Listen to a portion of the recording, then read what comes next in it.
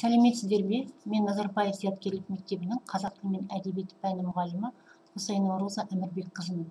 Бүгінгі сіздердің назарларыңызға ұсынып отырған сабағым оқу орыс тілінде жүретін 4-ші сыныптағы қазақ тілі сабағы.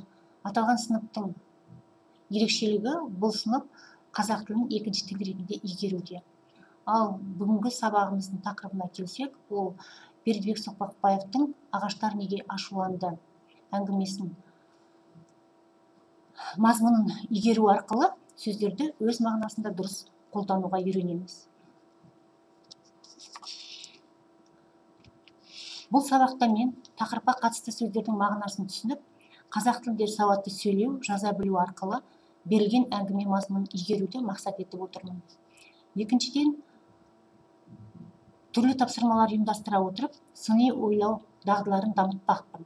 Ол үшін оқушылар ой болжамын жасау арқылы өз бетімен ізденуге үйренеді, ойын жеткізуде сөздік қорын белсендендіре отырып, сөйлеу тілі дамиды. Сонымен қатар, жағымды жағымсыз қызықты ақпараттар кестесін толтырады және орман сөзіне ассоциация құрып, тиісті сөздер мен сөз тіркестерін таңдап, жинақтау арқылы сыни ойлаулары дамиды. Және бұл тіл үйрету сабағы болғандықтан, әр сабақта сөздік қорын байыту міндеті әрине қатар жүріп отырады. Үшіншіден, оқушылар мәтін мазмұнын игере отырып, табиғатты, қоршаған ортаны сүюге, қорғай білуге тәрбиеленеді деп ойлаймын. Қолданған әдіс тәсілдерім. Ассоциация әдісі арқылы берілген сөздерді таңдап, сұрыптап, тақырыпқа сай жинақтай білу. Аялдамамен оқу, ой болжамдарын жасау, жағымды, жағымсыз, қызықты ақпараттар кестесін толтыру. Сонымен қатар мен диалогтік оқыту мен жұптық жұмыс, топтық жұмыс түрлерін қолданамын. Топтық жұптық жұмыс үрдісіне байланысты менің алдыма қойған міндеттерім: жұппен топпен жұмыс кезінде оқушылар бір-бірін тыңдайды, талдайды. Топ мүшелері бір-бірінің жауабын толықтырады, жаңа білім алады, бір-бірін үйретеді, бір-бірінің жауабын тыңдау арқылы сыни ойланады, қорытынды жасай алады. Сабағымда оқытудағы көшбасшылық, сын тұрғысынан ойлау, оқытудағы жаңаша әдіс тәсілдер, жас ерекшелігін ескере отырып оқыту, оқыту үшін бағалау сияқты модульдер көрініс табады. Көрнекіліктері: ағаш суреттері, плакаттар, слайд, Астана символы бәйтерек суреті.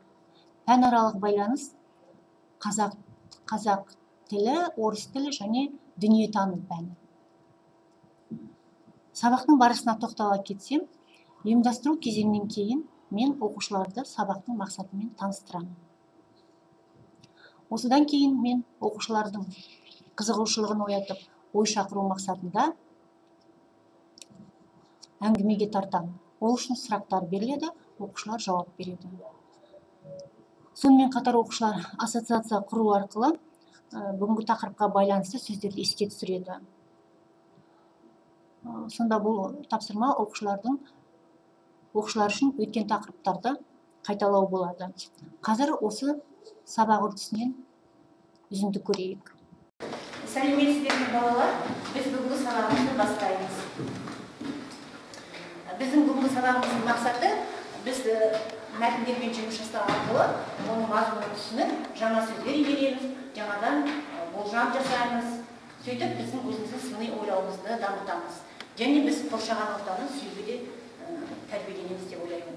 Ал енді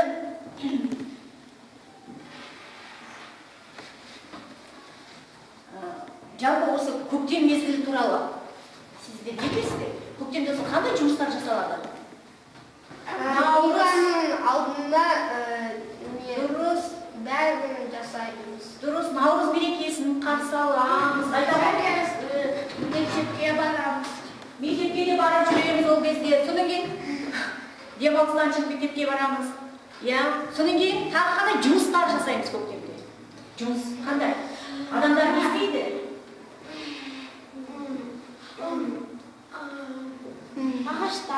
Ағаштар отырғызамыз.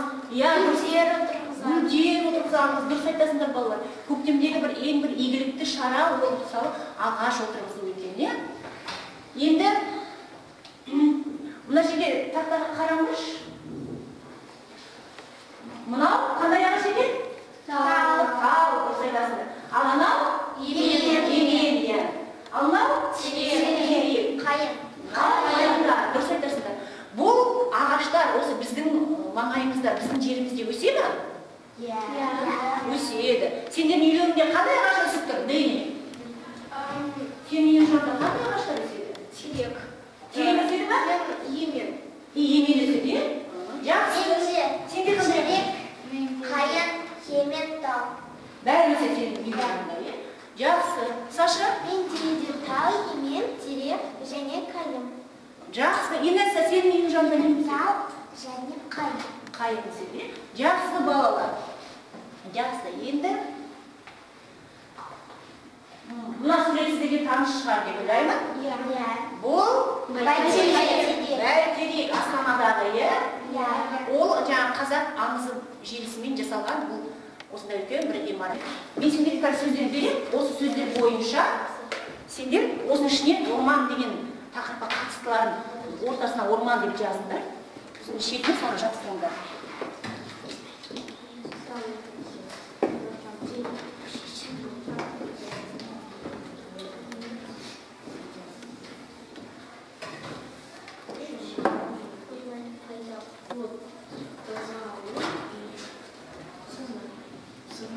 Ал енді балалар, жұмыстарымызды көрейік. Орман деген сөзді естігенде сіздердің көз алдарыңызға қандай сөздер естеріңізге қандай сөздер түседі екен? Кімнен бастаймыз? Ал Дени, сендерден бастайықшы. Қандай сөздерді сендер орман тақырыбына жинақтадыңдар? Таза ауа, емен, қайың, үстел жасайды, тау пайдалы. Бұл орман тақырыбына, е? Ал мына таза ауа дегенді Дени сендер не үшін жасырдыңдар? Көктем или орманда таза ауа бар. Яғни орман ол бізге таза ауа береді екен, е? Жақсы. Келесі сіздердің көріп. Орман пайдалы, дәрі-дәрмек, ыстыққан қорғайды. Қорғайды. Үстел жасайды, оқу құралдары, е? А сендер мына дәрі-дәрмек дегенде не үшін жапсырдыңдар? Ол жерде дәрі бар.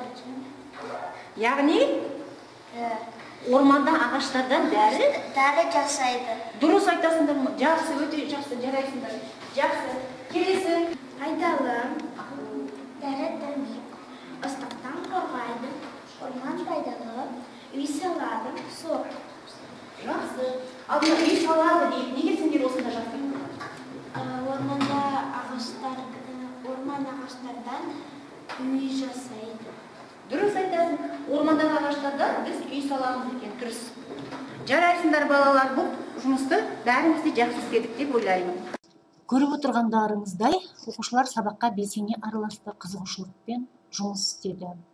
Сұрақтарға жауап беру арқылы дүниетану пәнімен байланыс жүрді. Сонымен қатар оқушылар сұраққа жауап беру барысында тақырыпты өмірмен байланыстырды.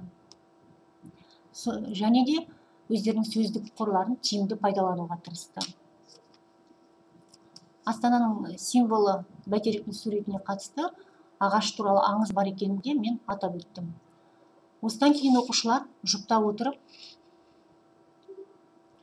берілген сөздер мен сөз тіркестерін сұрыптап тақырыпқа қатыстысын жинақтады. Осы арқылы олар өздерінің білімдерін еске түсіріп жаңғыртты және сыни ойлау дағдылары дамыды.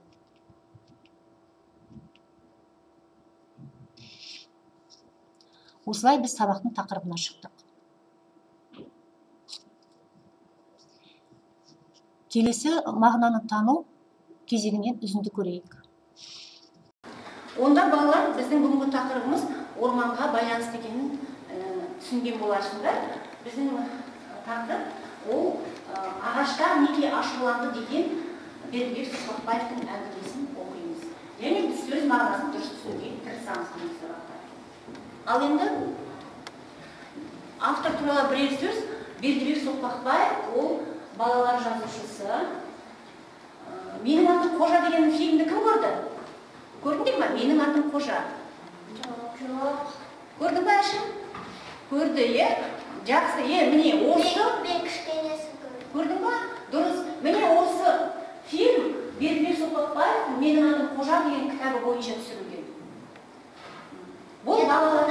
Мен оқыдың ба? оқыдым. Оқыдың ба? Дұрыс, өте жақсы. Міне осы балалар жазушы Бердібек Соқпақбаевтың біз бүгін бір әңгімесін оқимыз. Бұл жұмысты бастамас бұрын біз топқа бөліп алайық. Мен сіздерді топқа сан бойынша бөлейін. Онда 1, 2, 1, 2, 1, 2, 1, 2. Бірінші, 1 деген балалар сіздер мына жерге жиналыңыздар. Сашаның қасына жиналыңыздар. 1. Екілер ана партаға жиналыңыздар. Балалар, осы жұмысты бастамас бұрын бір сұраға жауап беріңдерші. Осы ағаштар ашулана ма? Ағаштар ашулана ма? Ашулану. Ашулана ма? Жоқ. Ашуланбай ма? Ал егер де ағашты кессе, оны сындырса, ашулана ма? Ашулана деп ойлайсыздар ма? Жақсы, онда біз қазір осы бір мәтінмен жұмыс жасаймыз. Мен сіздерге қазір осы мәтінді үлестіріп беремін. Бұл мәтінді біз 3-ке бөліп оқимыз. Қазір бірінші бөлімін сіздер оқисыздар, содан кейін оқып, түсініп, оны ары қарай өз ойларымен жалғастырасыңдар. Түсіндіңдер ме? Болжам оқырсыздар яғни.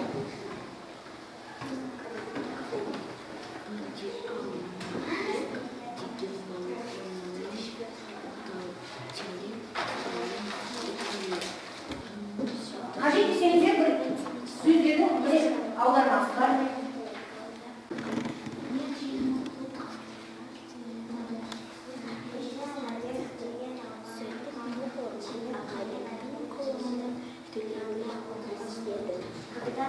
Бір күні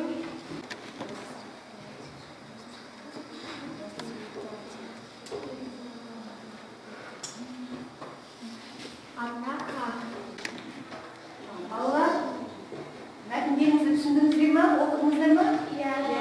Түсінсеңіздер, енді осы сіздердің мәтініңіз дәл осы кезде бір ғажайып оқиға болды деп аяқталды, ол оқиға қандай екен? Бұл қандай ғажайып оқиға екен? Өздерің болжам жасап көріңдерші. Жақсы ма? Топта отырып болжам жасап көріңіздер. Не болуы мүмкін ары қарай? Түсіндіңіздер ме?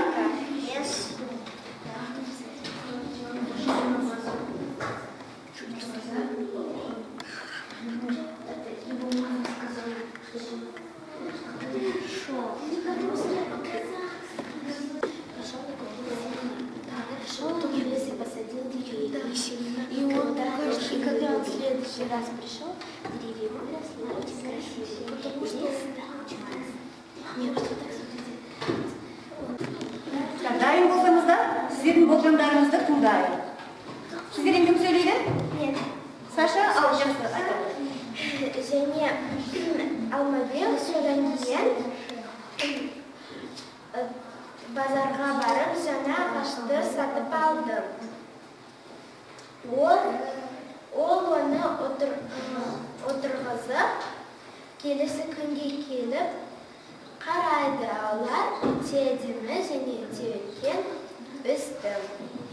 Енді орманда жақсы болды. Жақсы, өте жақсы болжам жасадыңыздар. Енді келесі топ. Анаға қараңғы болды. Алмабек орманда жоғалып кетті. Ол қармашты көп жүрді орманда. Ол жемістерді алып жеді. Оны анасы іздеді. Сосын олар оны тапты. Алмабек үйге келген соң, ол өз ағаштарында су құйып күтті. Келіп Алмабектің үйіне тосқауына болған қалды. Тұстан әбәлем Алмабек қолыңызға түстің бе? Сен біздің неге бақын? где-то карты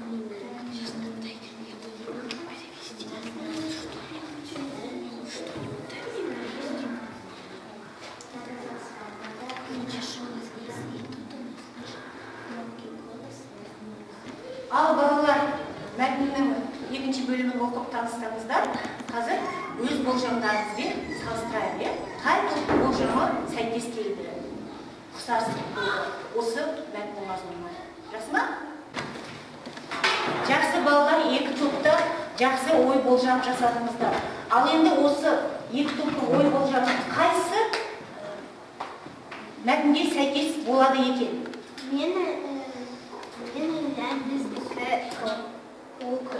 Саша тұрып айтамын.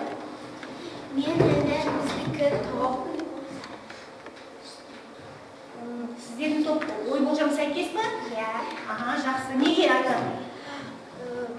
Біз айттық, что Алмабек базарға барып сатады және жаңа ағаштар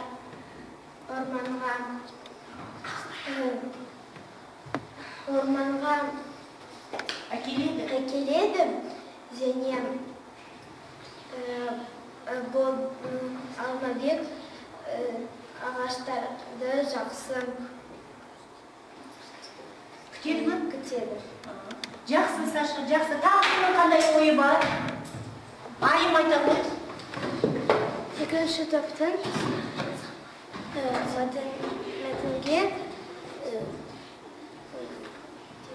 мәтінге ұқсас болды. Бірақ оларда ағаштар сөйлеген жоқ. Жақсы. Ал енді балалар, жақсы, өздеріңіздің ойларыңызды ортаға салдыңыздар. Енді әрі қарай не болғанын оқиық, иә? Енді үшінші бөлімін оқимыз, иә?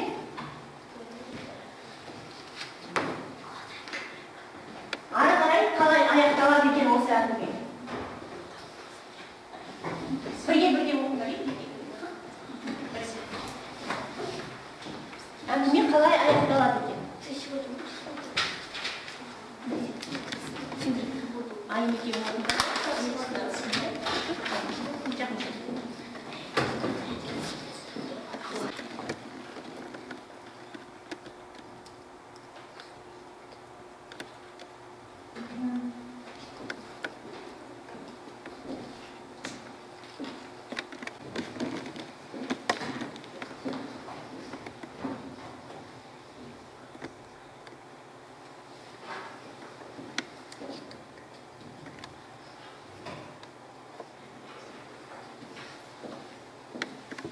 Біз мәтіннің үшінші бөлімінде оқып болдық, иә? Ал енді осы үшінші бөлімінде Алмабек, кешіріңіздер, мен ағаштарымды бүгіннен бастап күтетін боламын деп айтты ғой, иә? Осы сөзді ол қорққаннан айтты ма, әлде өзінің қатесін түсінгеннен айтты ма? Қалай білесіңдер? Мен ойлаймын, Алмабек өзін қатесін түсінді. Қатесін түсінді, иә? Жақсы. Саша? Мен де осылай ойлаймын, Алмабек қатесін түсінді де, мен оған сөз айтты. Енді Алмабек жақсы ұл болады. Ол ағашты ол қоққаннан, бір жағынан түсінгенен айтты. Ол неге түсінді деп ойлайсың сонда? Өйткені ағаштар оған түсіндірді. Кәрі емес, оған түсіндірді. Ағаштар адамдарға пайдалы.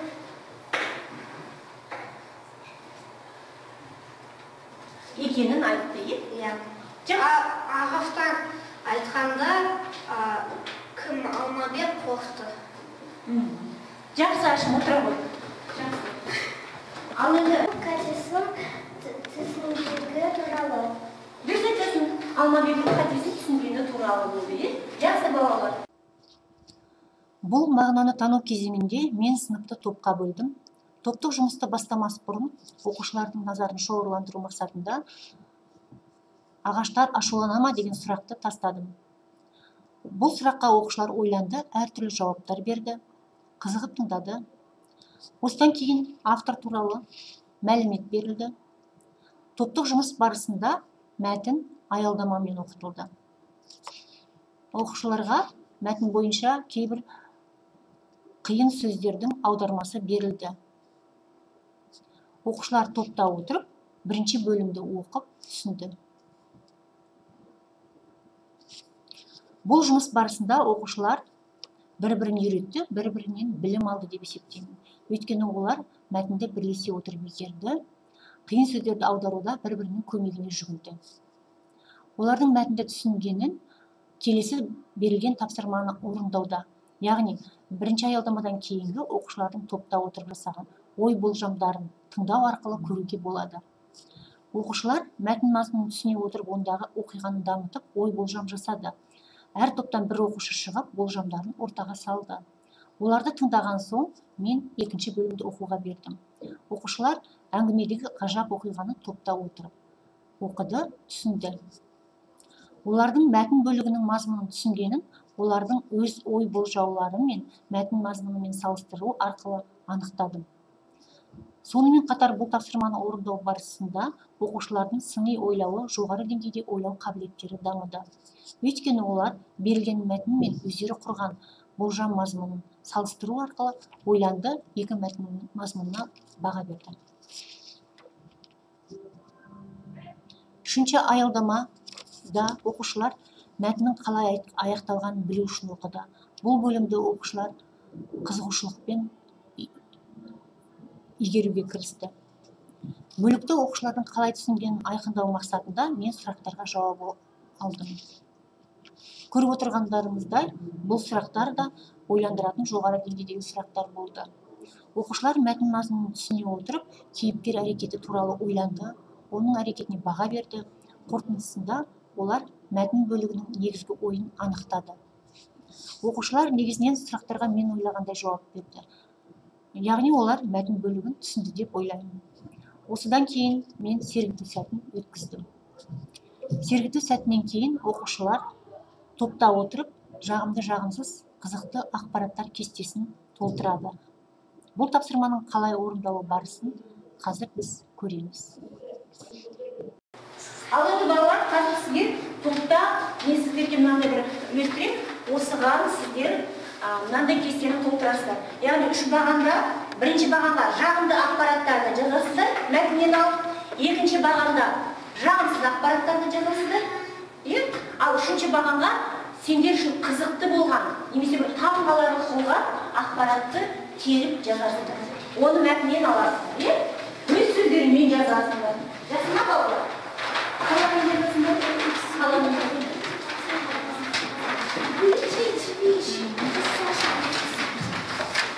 Ал мәтіннің толық нұсқасы, мәтіннің толық нұсқасы мен сіздерге беремін.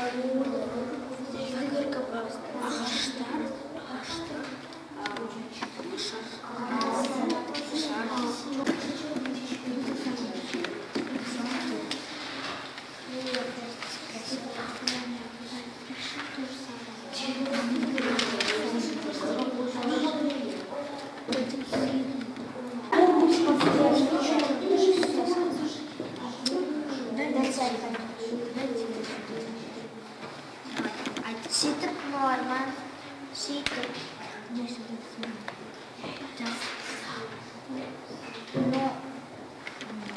орман, Алмабектің қалаған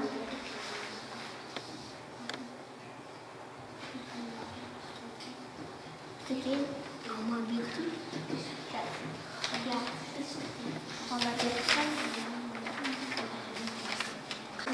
жағында ақпарат. Алмабек өзінің қатені түсінді. Жағымсыз ақпарат. Ол ағаштың бұтақты жырды. Қызықты таңғаларлық ағаштар сөйледі. Жағында ақпарат енді ол ағаштарды су құяды. Жағымсыз ақпарат. Ол су құймапты. Қызықты таңғаларлық ағаштар оның жастан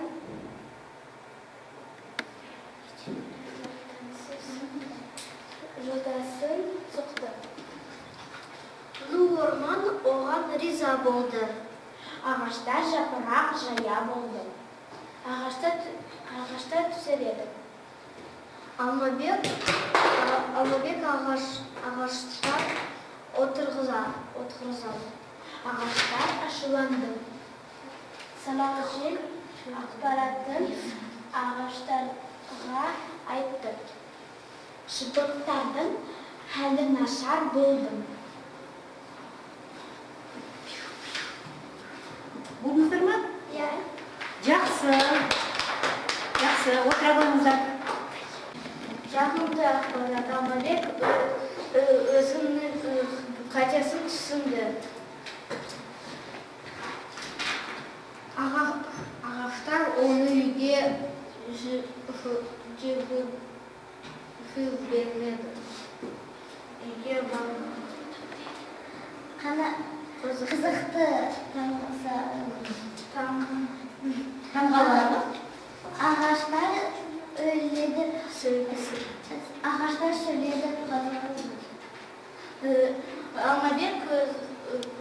Ағаштар Алмабекке жол ашты. Сондықтан ағаштар жапырақтарды жая алмады. Жел орманға хабар айтты. Орман Алмабекке риза болып, оны үйге жіберді.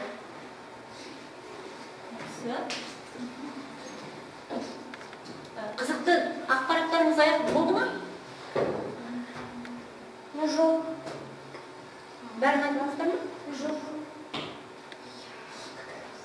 Онда аяқтапсам. Ағаштар ашуланды. Ашуланды, қызықты ақпарат, жақсы. Олар Алмабектің жолына тосқауыл болды. Тосқауыл болды. Жақсы. Болдыңыздар ма? Жақсы, отырыңыздар. Көріп отырғанымыздай, бұл тапсырманы орындауда оқушылар топта жұмыс істей отырып өзара реттеле білгендігін көрдім. Өйткені олардың бірі мәтін бойынша ақпарат таңдап жатса, екіншісі оны плакатқа жазып отырды. Тілге қабілеті бар оқушылардың осы тапсырманы орындау барысында өз қабілеттерін көрсетулеріне мүмкіндік болғанын да көруге болады. Бұл тапсырманы орындау оқушының сыни ойлау дағдыларын талап етеді. Оқушылар топта жұмыс істей отырып, сыни ойлау дағдыларын да көрсете білді. Өйткені олар мәтіндегі ақпараттарды түсіне отырып, талдап, сұрыптап, әр бағанға бөліп жазды. Сонымен қатар топта ынтымақтаса жұмыс жүргізді. Топ ішінде диалог жүрді. Мәтін бойынша берілген ақпараттарды қазақша өз сөздермен қайта құру арқылы оқушылар бүгінгі тақырыпқа бойынша меңгерілген сөздерді қолдана алды. Сөйтіп өз білімдерін ортаға салу арқылы мәтінді игергендерін көрсетті.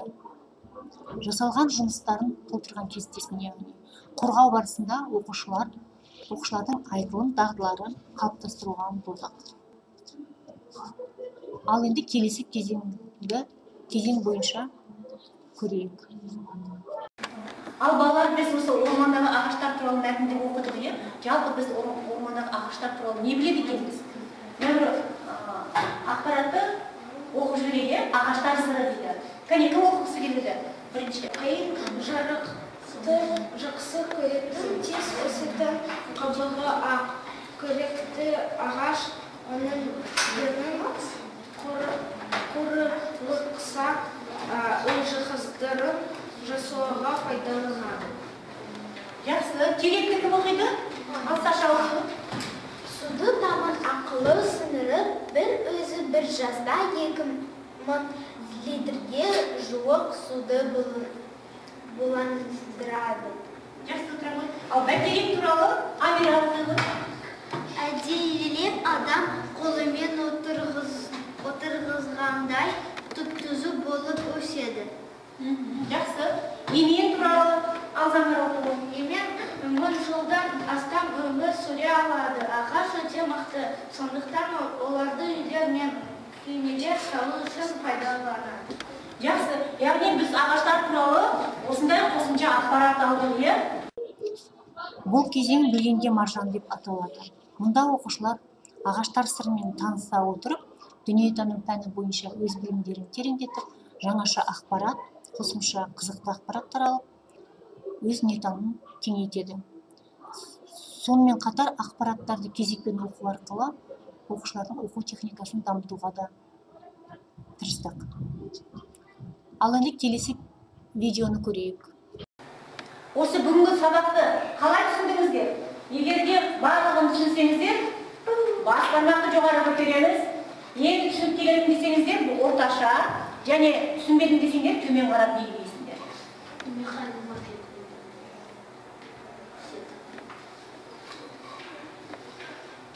Жақсы балалар, яғни бүгінгі мәтінді бәріңіз жақсы түсініпсіздер. Бүгін біз сонымен сабақта ағаштар неге ашуланды деген Бердібек Соқпақбаевтың мәтінін оқып таныстық. Сіздер осы мәтінді оқып танысу арқылы көп сөздерді өз мағынасында қолданып үйрендіңіздер. Ал енді үйде тапсырма сіздерге Алмабекке хат жазу. Жаңағы мәтін кейіпкері Алмабекке хат жазасыздар үйде. Жақсы ма? Үй тапсырмасын жазып алыңыздар. Бүгін барлық топта өте жақсы жұмыс істедік деп ойлаймын. Бұл көргендеріңіз қорыту кезеңі. Сабақ соңында тақырып қорытылды. Бүгінгі сабақта біз мәтінді оқи отырып орман әлеміне саяхат жасағанымыз және сол арқылы сөздерді өз мағынасында қолдана алғанымыз туралы айтып өттім. Және оқушылардың жұмыстарын мадақтау арқылы бағаладым. Ал кері байланыс бас бармақ әдісі арқылы жасалды. Үйге тапсырма беріп түсіндірілді. Үйге тапсырма Алмабекке хат жазу. Бұл тапсырмада оқушылардың жоғары деңгейде ойлауын дамытуды көздейді. Осымен бүгінгі сабағымызды аяқтаймыз. Бүгінгі сабақта мен барлық оқушыларды сабақ үрдісіне қатыстыруға ұмтылдым. Тақырыпты игеруде оқушылардың өз белсенділіктеріне сүйендім. Бүгінгі сабақта алға қойған мақсаттарымызға жеттік деп ойлаймын. Сабақ үрдісіне оқушылар мәтін мазмұнын жақсы түсінді, түрлі тапсырмалар орындау арқылы сыни ойлаулары дамыды. Табиғатты аялауға, сүюге тәрбиеленді. Бірге болғандарыңызға рахмет.